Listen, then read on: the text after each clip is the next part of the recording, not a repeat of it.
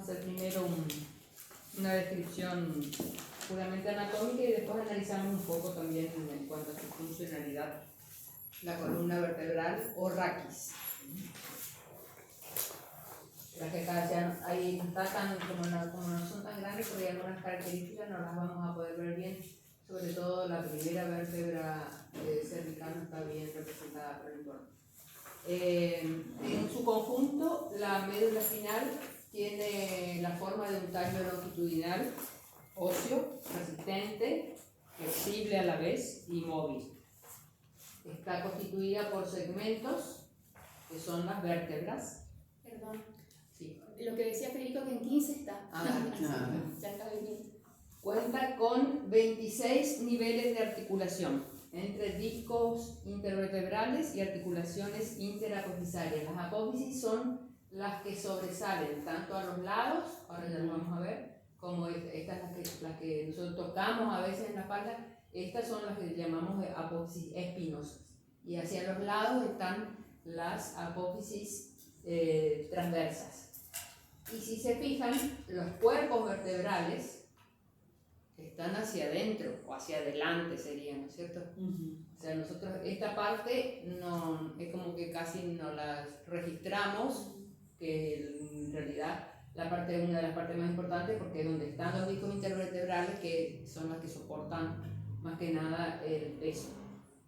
¿Y por qué solamente 26 niveles de articulación? Porque ya la última porción, sacro y coxis, ya tienen vértebras soldadas. Ya solamente el sacro se articula solamente con la última vértebra lumbar, y ya no hay una articulación móvil, digamos, ni entre las vértebras del sacro ni del sacro con el coxis, digamos. Tiene seguramente cierta capacidad de mover, así como es el pubis, digamos, Claro. la sínfisis del pubis, pero no está activamente moviéndose, digamos. O sea, cuando se mueve en conjunto. Así cuando nosotros decimos que tenemos que proyectar hacia adelante el coxis o el pubis, es porque tenemos que todo este segmento que está a su vez articulado con la cadera se mueve, o sea, se balancea en un conjunto, porque las vértebras no son independientes. Está entonces situada en la parte posterior y media y constituye fundamentalmente el esqueleto óseo del tronco. Va desde la cabeza, a la cual sostiene, hasta la pelvis, que la soporta, digamos, y envuelve y protege a la médula espinal, que está contenida en el conducto raquídeo. Ahora después vamos a definir bien cómo se forma ese conducto raquídeo que protege a la médula espinal. Entonces sus funciones principales son servir de pilar del sistema, de proteger al eje nervioso, servir de pilar central del tronco, y a partir de ahí también casi de todo el cuerpo, digamos, ¿no? Porque todo está relacionado, cualquier movimiento que hagamos, ya sea tren superior o tren inferior, está relacionado con la columna. Servir de punto de unión para los músculos, no solamente los de la espalda, principalmente los de la espalda y las costillas, con las que también está articulado, y soportar a expensas de los discos intervertebrales que están acá entre los cuerpos vertebrales, los impactos al realizar los movimientos, actividades simples nomás como caminar, correr, saltar, movimientos de extensión y de flexión. De arriba abajo presenta las siguientes regiones: 7 vértebras cervicales, 12 vértebras dorsales, 5 vértebras lumbares y el sacro y el coxis, que vamos a ver después. A veces hay pequeñas variaciones, digamos. El número de vértebras puede oscilar entre 33 y 35, digamos. Pueden haber, en vez de 12, puede haber 11 dorsales, en vez de haber 5 lumbares, puede haber entre 4 y 6. Y también las sacrocoxigias pueden variar entre 3 y 5. O sea, puede haber algunas pequeñas diferencias individuales, digamos, respecto a eso. Término medio, tomando una altura promedio, mide alrededor de 75 centímetros de longitud. Los Los diámetros antero-posterior, o sea, de adelante hacia atrás, y transversal, también así, alcanzan sus mayores dimensiones a nivel de acá, de la base del sacro justamente, que es donde es más ancha y más espesa, digamos, y disminuyen hacia arriba y hacia abajo. O sea, este es el punto de mayor espesor y de mayor anchura, digamos. Las curvaturas. No, la columna vertebral no es rectilínea. O sea, nosotros decimos enderezamos la columna, qué sé yo, pero no es rectilínea. Se compone de un conjunto de curvas que visto de atrás, o sea, o de perfil, el sacro es convexo. La columna lumbar es cóncava. Se llama lordosis lumbar. O sea, cuando uno dice lordosis no quiere decir que la lordosis es una deformación, sino que es el término que se aplica a la forma cóncava de la zona lumbar. Luego la zona dorsal es convexa, también se le llama sifosis a toda, en cuanto se refiere a la columna, a esa forma convexa. Y el cuello vuelve a ser cóncavo, o sea, vuelve a tener una curva lordótica. También pueden, o sea, los ángulos y eso después hay unos más atrás en el apunte, hay algunos ángulos medidos, etcétera, etcétera, o sea, eso no es muy importante, pero todas los ángulos justamente de estas curvas pueden variar de un individuo a otro y no por eso ser deformaciones necesariamente de la columna. Se cuentan de arriba hacia abajo, es decir, la primera cervical se designa C1 hasta la 7 y así sucesivamente, o sea, primera dorsal es la más alta y hacia abajo, o sea, de arriba hacia abajo se van numerando con la inicial que la designa, digamos, C si son cervicales, D si son dorsales, L si son lumbares. Cada vértebra, en términos generales, ahí después si quieren pueden mirar los dibujitos, ya de la primera, atrás de la primera hoja, que está un esquema general de lo que es una vértebra, y después vamos a estudiar las formas particulares en cada zona, que tienen que ver lógicamente con su función. Cada vértebra de dos partes principales consta, ya lo dijimos, digamos, de alguna manera. El cuerpo vertebral macizo, que es anterior, y el arco vertebral, que es posterior.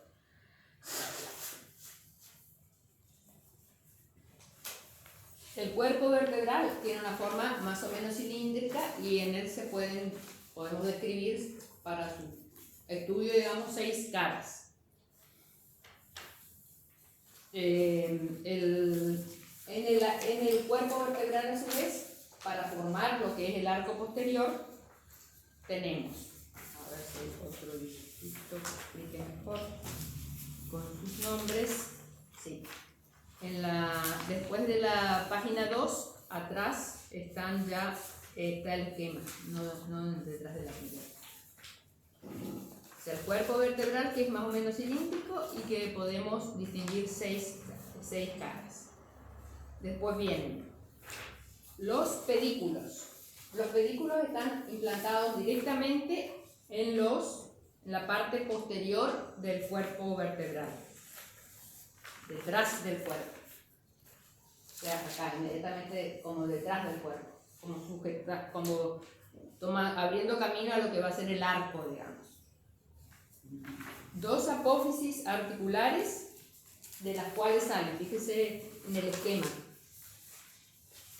Las apófisis articulares son estas también como unos cilindritos. Sí. 2 apófisis articulares, de las cuales salen tienen una superficie cartilaginosa, por supuesto, para articularse con la vértebra de arriba y con la vértebra de abajo. De las cuales salen las apófisis transversas, que son hacia los lados, y las apófisis espinosas, que son estas que yo le digo que son las que tocamos a veces en la espalda. O sea, dos láminas que forman que se juntan para formar las apófisis espinosas. Eso también después va variando el largo, la forma de la apófisis espinosa, si siempre es así, solamente puntiaguda, o a veces es bituberosa, digamos, termina en una punta doble, digamos. Eso vamos a ver en cada vértebra en especial. Bueno, al colocarse una vértebra sobre otra, delimitan un espacio, porque estamos, si se fijan en el esquema,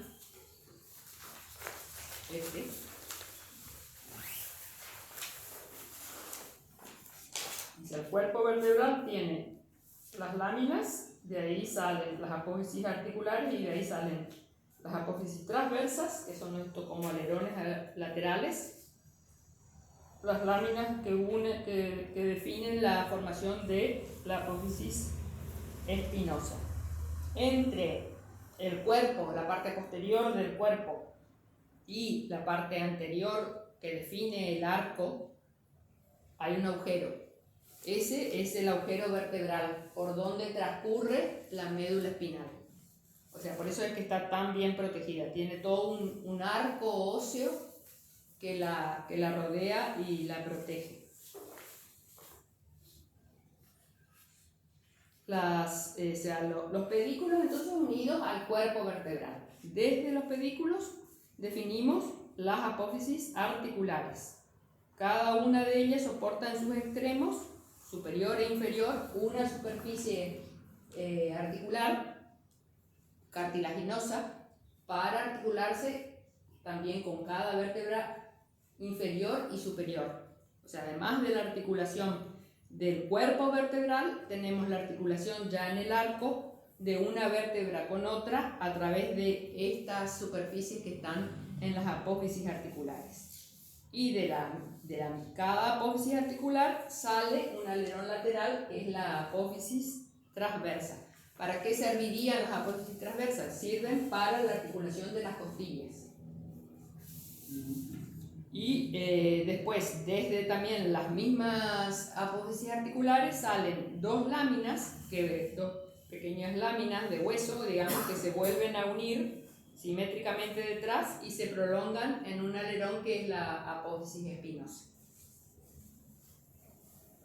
Esa sería una descripción más común, digamos, que tienen en común todas las vértebras. Después hay variaciones, o sea, podemos estudiar los casos especiales de las dos vértebras C1 y C2, o sea, cervical 1 y cervical 2, que son totalmente diferentes, y las otras, las que siguen, dorsales, lumbares, y presentan pequeñas diferencias en cuanto al largo, en cuanto a también la forma y tamaño del disco y del cuerpo, o sea, pero esa sería la descripción más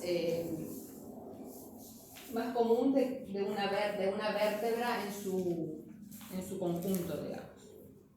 En cuanto al esqueleto del cuello, o sea la columna cervical, la tendríamos que dividirla en dos para su estudio. La columna cervical suboccipital, o sea que está por debajo de la cabeza, del hueso occipital de la cabeza, y la parte baja de la columna cervical. O sea, dos vértebras son suboccipitales, la C1 o atlas y la C2 o axis. En la parte baja, las que siguen tienen características similares. Las dos primeras tienen características especiales. Ahí van a fijarse. Si quieren podemos describir primero en general cómo es la vértebra cervical, no las dos especiales, sino en su conjunto, que está también acá, debajo de la descripción general de la forma de una vértebra. La vértebra cervical, no las dos especiales, sino las demás, las que le siguen, de C3 a C7. Una de las características que tienen en común, que el cuerpo de las vértebras cervicales es más pequeño que la de la otra, el resto de la columna. El espesor de su disco, del disco intervertebral, es de 1/3 del espesor del cuerpo.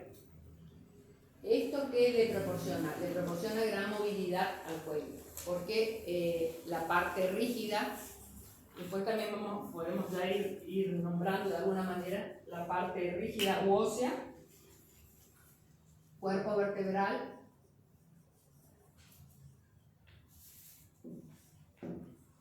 correspondería a óseo. Stira sería el término que le aplicaríamos, o sea, es lo que le da la rigidez. Y los discos intervertebrales, que son cartilaginosos,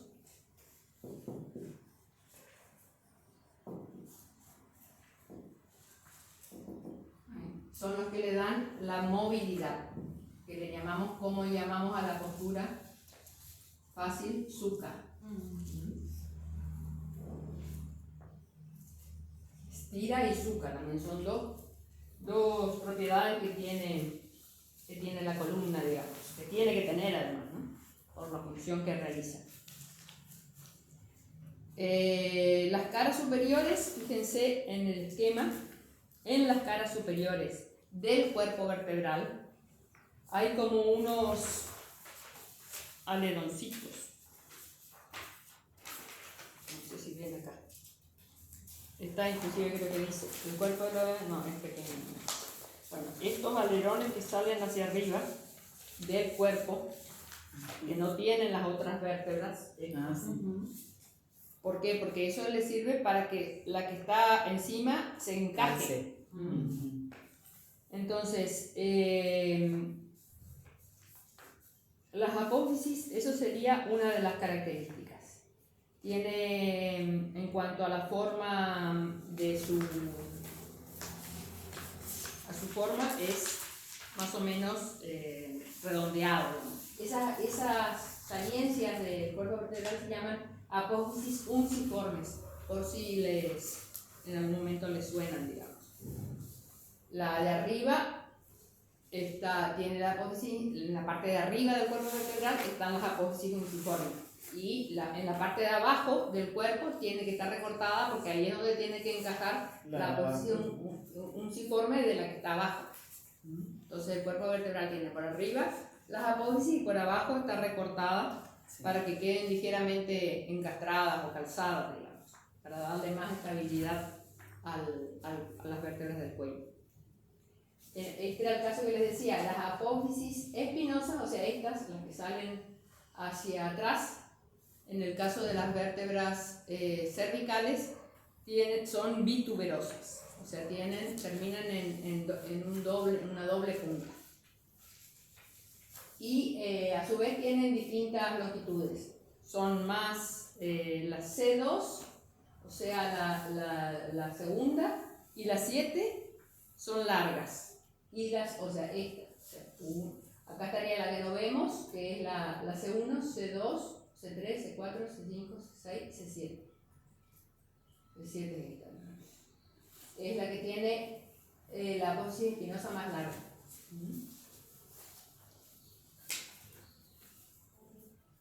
Las apófisis transversas, fíjense otra vez en el esquema de la vértebra cervical,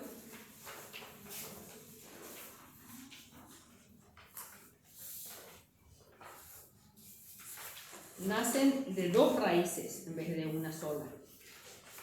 ¿Por qué? ¿O para qué, digamos?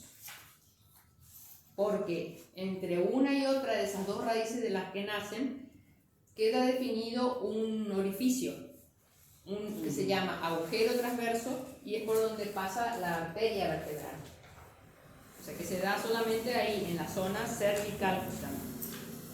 Y en esta zona, el agujero vertebral, o sea, que está definido por el cuerpo y el arco, es de forma triangular. Tiene la forma de un triángulo isósceles. Fíjense en la figura 6, la forma de triángulo isósceles del agujero vertebral por donde pasa la médula espinal. O sea, las apófisis cervicales transversas están como agujereadas o nacen de dos raíces, dijimos, para el pasaje de definir un espacio, un agujero por el que pueda pasar la arteria vertebral, que es la que riega o la que irriga gran parte del cerebro, de todo el encéfalo en realidad. Por eso es que es muy importante mantener la buena alineación de la columna cervical, porque hay una función importante que la atraviesa, digamos, y si hay sobre todo si hay una desviación lateral, se va a ver comprometida la arteria que pasa, puede estar comprimida, entonces y disminuir el riego al cerebro.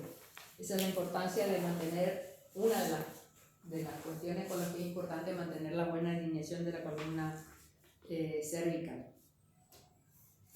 En cuanto a las vértebras especiales, o que llamamos columna cervical suboccipital, la vértebra C1, que es el atlas, eso ya está en la figura 8, entonces, no tiene cuerpo directamente. Lo que vendría a ser el cuerpo es solamente otra parte como de alas que se unen atrás y en su conjunto forman un anillo nomás. O sea, no es un cuerpo y un arco, sino directamente solo un anillo óseo, que está así reforzado a los costados por las masas laterales.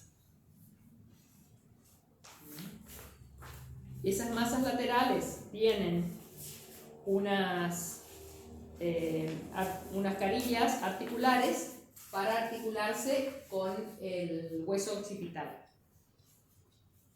O sea, para los cóndilos del hueso occipital. Acá se llega a ver o sea, no está bien definida la forma, pero se llega a ver el cóndilo de después se domina del occipital, que es como una saliencia, digamos, y que se articula con esas superficies articulares que están en las masas laterales del atlas. Y tiene a su vez también en esas mismas masas laterales abajo otras carillas articulares para articularse con el axis, que es la que viene inmediatamente abajo. La parte de adelante del arco, fíjense, y la parte trasera no tienen una apófisis espinosa. O sea, tiene un arco, pero no define una apófisis espinosa. O sea, no tiene una saliencia como tienen las otras, esa saliencia posterior. Solamente el axis, la primera. Sí. Por fuera de las masas laterales se encuentran las apófisis transversas, que también tienen acá un agujero para pasar la arteria vertebral. Sí. En los dibujitos está bastante bien explicado. Pues uno lo mira y dice, más que nada, o sea, yo no voy a pedir que me describan el atlas o el axis, sino que vayan comprendiendo, digamos, en realidad cómo es su función, para comprender cómo es su funcionamiento más que nada. A su vez, este anillo óseo, que ya dijimos no tiene cuerpo, sino que es como un anillo óseo, este anillo óseo en la figura 9 se ve, está dividido en dos partes por un ligamento, el ligamento transverso del atlas. Se une a las partes laterales de las masas laterales, al interior de las masas laterales, un ligamento. ¿Qué define este ligamento? Define un espacio con el que se va a articular con el axis, con una apófisis que tiene el axis que se llama apófisis odontoide. ¿Odontoide por qué? Porque tiene forma de diente.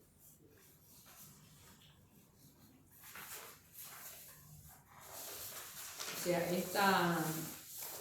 este anillo óseo en la zona anterior tiene también, por lo tanto, una carilla articular para articularse con la apófisis odontoide del axis. Y detrás del ligamento que divide la articulación con el axis está recién el agujero vertebral por el que pasa la médula espinal. Por eso es ahí esa como susceptibilidad que tiene a los golpes, a los desplazamientos bruscos de esta zona, porque enseguida, o sea, si hay un desplazamiento hacia adelante y hacia atrás, esa apófisis odontoide, digamos, puede salirse desencajarse, ya sea hacia atrás o hacia abajo o hacia arriba, digamos, y como solamente tiene un ligamento que la separa de la médula espinal, es ahí donde puede dañar permanentemente, inclusive, digamos, y ser incompatible con la vida, la lesión que produce, digamos. Eso cuando uno habla de desnucarse tiene que ver con eso, digamos. El axis, por su parte, que es la vértebra cervical 2, tiene un cuerpo, en cuya cara superior está la apófisis odontoide, o diente del axis. Fíjense en el esquema 10.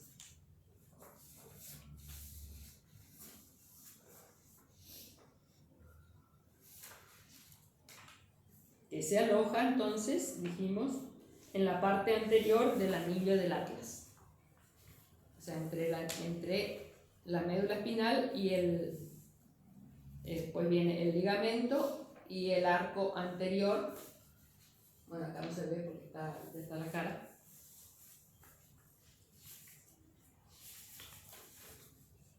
También presenta a cada lado unas grandes masas laterales, o no son tan grandes como las del atlas, pero sí tiene unas carillas articulares, que son estas. O sea, es como que tiene su articulación con el atlas por un lado, a través de la apófisis odontoide, que entra ahí en ese espacio y se articula con el arco, la parte posterior del arco anterior, y otras carillas laterales que a su vez se articulan con las masas laterales del atlas. Las masas laterales del atlas habíamos visto que tenían también arriba unas carillas laterales para articularse con los cóndilos occipitales y abajo otras carillas laterales para articularse con el axis. Es como que tiene por lo menos 3 articulaciones el atlas con el axis, una a través del diente y otra a través de las apófisis laterales.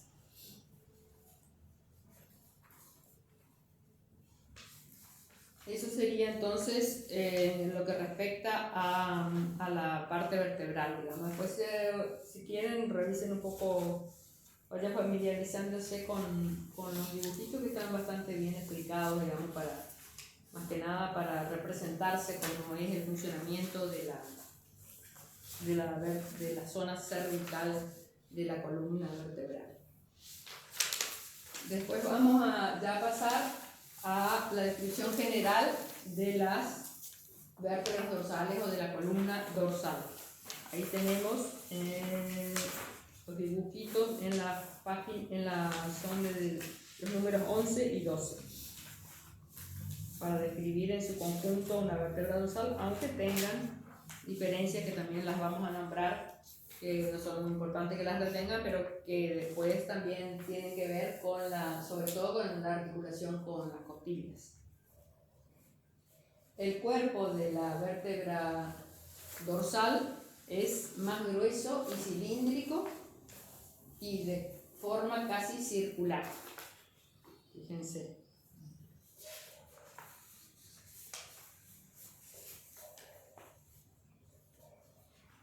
Ya ahí detrás, cerca del pedículo, fíjense, ya hay 2 carillas articulares para la articulación con las costillas. Las negritas, ¿sí? No la negrita grande, sino estos. Una zona ahí gris. sí, sí, sí. Que está ahí al costadito de la... arriba y abajo también, ¿no? Sí, sí. Porque tienen cada una, salvo la 11, ahora la 12 creo, se articulan con dos costillas. Entonces por detrás del pedículo hay dos carillas articulares, una arriba y otra abajo, para las cabezas de las costillas. Desde dorsal 2 hasta dorsal 9. Sí. En la dorsal 1 hay solamente una carilla articular para articularse con la cabeza de la costilla. Y en la dorsal 11 y la dorsal 12 también hay solo una. Porque después ahí ya empiezan lo que llamamos las costillas flotantes, ¿no? La apófisis espinosa, que es esta, generalmente es larga en todas, un poco más larga, o va variando un poco hacia el medio, digamos, se alarga y después se vuelve a cortar, y unituberosa, se termina en una sola punta.